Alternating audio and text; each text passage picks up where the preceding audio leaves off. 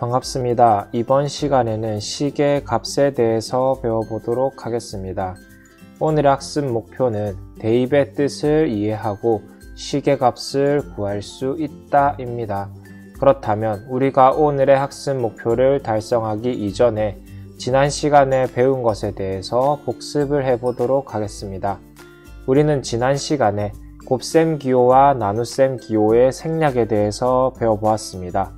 지난 시간 배운 내용을 정리해 본다면 첫 번째로 수와 문자, 문자와 문자의 곱에서는 곱셈 기호를 생략할 수 있습니다.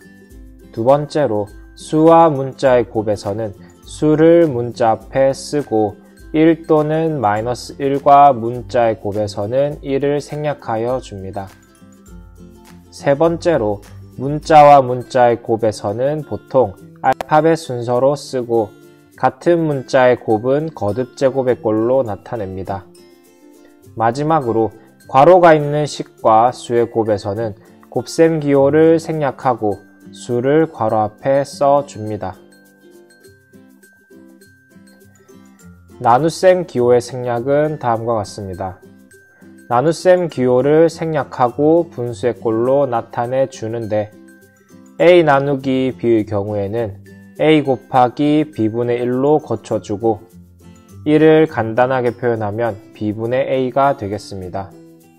우리가 정수와 유리수의 나눗셈에서 나눗셈을 곱셈으로 바꾸고 뒤에 있는 수를 역수로 바꿔준 것과 동일하게 기억해 주시면 되겠습니다.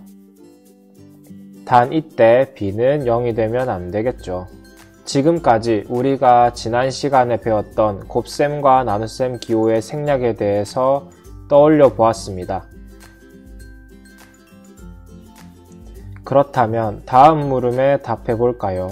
우리가 지난 시간에 풀어 보았던 문제들이 화면에 주어져 있습니다. 영상을 잠시 멈추어 놓고 우리가 지난 시간에 풀어 봤던 것들을 떠올려 보면서 문제를 한번 풀어보시기 바랍니다.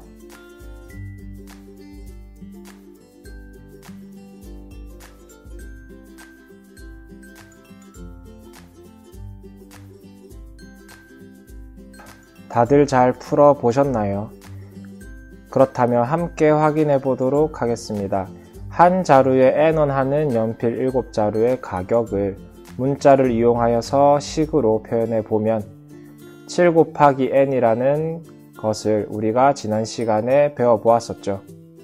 그렇다면 만약에 한 자루에 500원인 경우에 연필 7자루의 가격은 얼마일까요? 많은 친구들이 생각을 해 주었을 텐데 함께 확인해 보도록 하겠습니다. 한 자루에 500원이라는 것은 n이 500이라는 뜻이 되겠죠. 따라서 우리가 한 자루에 n원 하는 연필 7자루의 가격이 7 곱하기 n이라고 했기 때문에 한 자루에 500원 하는 연필 7자루의 가격은 7 곱하기 500이 된다는 것을 알 수가 있습니다. 따라서 이를 계산하면 3500이 되겠죠. 또한 두 번째 문제를 살펴본다면 한 개 A1인 과자 3개를 사고 10,000원을 냈을 때의 거스름 돈은 만 빼기 3 곱하기 a라는 것을 우리가 지난 시간에 풀어보았습니다. 이때 만약 과자 한 개의 가격이 2,000원이라고 한다면 우리는 10,000원을 냈을 때 과자를 3개 사게 된다면 거스름돈을 얼마나 받을 수 있을까요? 우리가 한 개에 2,000원이라는 것은 a의 값이 2,000이라는 뜻이 되겠죠. 따라서 우리가 위에서 구했던 만 빼기 3 곱하기 a라는 식에서 a 대신에 2000이라는 수를 넣어주면 되겠습니다. 즉, 만 빼기 3 곱하기 2000을 해주면 4000이라는 것을 알 수가 있고 따라서 우리는 한 개에 2000원인 과자 3개를 사고 10,000원을 냈을 때 거스름돈이 4000원이라는 것을 알 수가 있습니다.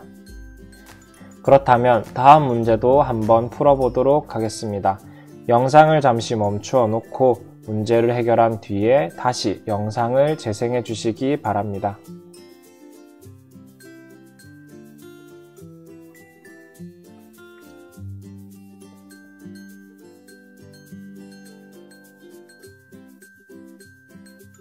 다들 잘 풀어보셨나요? 그렇다면 함께 확인해 보도록 하겠습니다. 첫 번째로 시속 50km로 달리는 자동차를 타고 X시간 동안 달린 거리는 50 곱하기 X라는 것을 우리가 지난 시간에 풀어보았습니다. 이때 만약에 3시간 동안 달린 거리를 묻는다면 우리는 X의 값이 3이라는 것을 알 수가 있고, 우리가 위에서 구했던 50 곱하기 X라는 식에서 X라는 문자 대신에 3이라는 수를 넣어주면 되겠죠. 즉 50 곱하기 3을 해주면 150이라는 것을 알 수가 있습니다. 두 번째로 10의 자리 숫자가 P, 1의 자리 숫자가 3인 두 자리 자연수를 우리가 문자를 사용한 식으로 나타내 준다면 P 곱하기 10 더하기 3이라는 것을 알 수가 있습니다. 이때 만약 10의 자리 숫자가 6이라면 우리는 P가 6이라는 것을 알 수가 있고, 위에서 구했던 P 곱하기 10 더하기 3이라는 식에 P라는 문자 대신 6이라는 수를 넣어주면 되겠죠. 즉 6 곱하기 10 더하기 3을 해주게 되면 63이 되기 때문에 63이라는 두 자리 자연수는 10의 자리 숫자가 6, 1의 자리 숫자가 3인 두 자리 자연수라는 것을 알 수가 있습니다. 우리가 이렇게 문제를 통해서 알게 된 것을 정리한다면 다음과 같습니다. 문자를 사용한 식에서 문자 대신 수를 넣는 것을 문자의 수를 대입한다 라고 하며, 문자의 수를 대입하여서 계산한 결과를 식의 값이라고 합니다. 따라서 오늘의 학습 목표인 대입을 이해하고 식의 값을 구할 수 있다에 대해서 우리는 이렇게 대입의 뜻에 대해서 알아보았고, 이제는 식의 값을 구하는 것에 대해서 알아보도록 하겠습니다. 다음과 같은 문제를 해결해 봅시다. 영상을 잠시 멈추어 놓고 문제를 해결한 이후에 영상을 다시 재생해 주시기 바랍니다.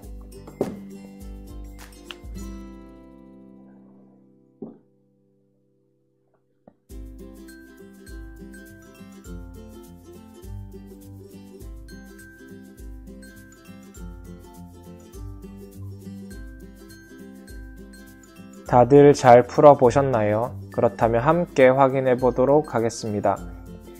A가 1, B가 2일 때 A 더하기 B 분의 마이너스 AB의 값을 구하라는 문제입니다. 우리가 지난 시간 배운 것처럼 A 더하기 B 분의 마이너스 AB라는 것은 A 더하기 B 분의 마이너스 1 곱하기 A 곱하기 B라는 뜻입니다. 따라서 주어진 문자 대신에 수를 대입해 준다면 우리는 1 더하기 2분의 마이너스 1 곱하기 1 곱하기 2라는 것을 알 수가 있고, 1을 계산하면 마이너스 3분의 2라는 것을 알 수가 있겠네요. 마지막으로 다음과 같은 문제를 풀어보도록 합시다. 영상을 잠시 멈춰 놓고 문제를 해결한 이후에 다시 영상을 재생해 주시기 바랍니다.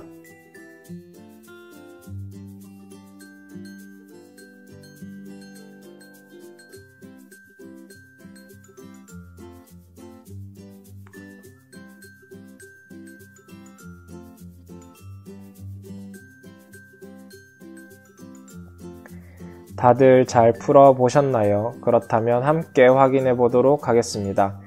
n이 마이너스 3, m이 마이너스 2일 때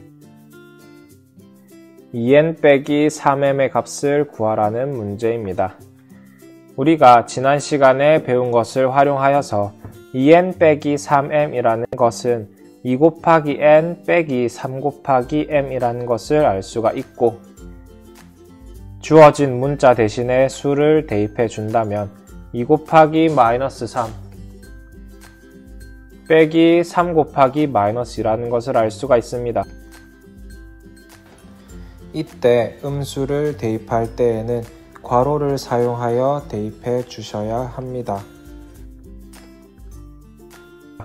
따라서 주어진 값을 계산해 준다면 우리는 마이너스 6 빼기 마이너스 6이라는 것을 알 수가 있고, 우리가 배운 정수와 유리수의 뺄셈을 활용하여서 바꾸어 준다면 마이너스 6 더하기 플러스 6이 된다는 것을 알 수가 있겠죠. 또한 우리는 절대값이 같고 부호가 다른 두 수의 덧셈에 대해서 그 결과가 항상 0이라는 것을 배웠기 때문에 우리가 구하고자 하는 식의 값이 0이라는 것을 알 수가 있습니다. 오늘 배운 내용을 복습하면 다음과 같습니다. 문자를 사용한 식에서 문자 대신 수를 넣는 것을 문자의 수를 대입해 준다라고 이야기를 해주며, 또한 문자의 수를 대입하여 계산한 결과를 식의 값이라고 해 주었습니다. 오늘 수업은 여기까지 하도록 하겠습니다. 감사합니다.